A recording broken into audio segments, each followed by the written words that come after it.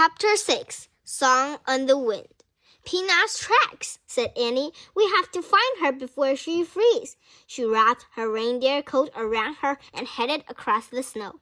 Jack pulled on his backpack and followed. The mouse's tracks led them between the fallen rocks and back onto the open plain.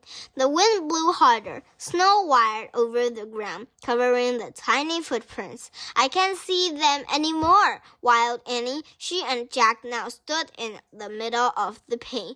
They stared at the wind-wet snow. The mouse tracks have vanished.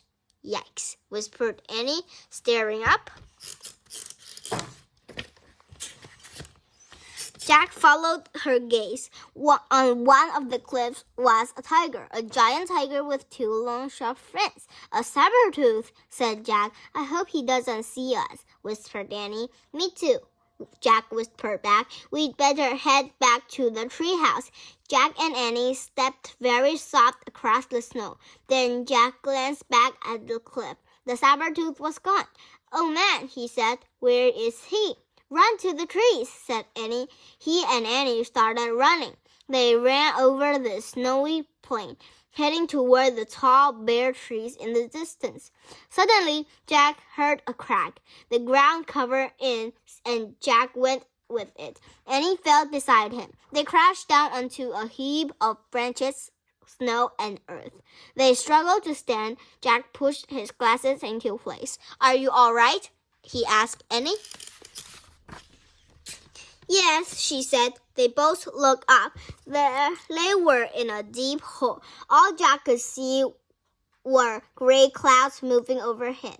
This is a trap, Jack said. The crook mons must have put branches over this hole. Then the snow hid the branches, so we didn't see them. There's no way out, said Annie. She was right. They were hopeless. The pit was too deep to climb out of. I feel like a trapped animal, Annie said. Me too, said Jack. He heard a yell in the distance. The Sabertooth, whispered Annie. Jack pulled out the Ice Age book. He found a picture of the Sabertooth. He read, the Sabertooth was in the furious beast of Ice Age. It attacks humans as well as woolly mammoths and other large animals. Oh, brother, said Jack. Listen. Annie grabbed him. What? Jack jumped. I heard music. Jack listened, but all he heard was the wind. You hear it? Said Annie. No, said Jack. Listen carefully.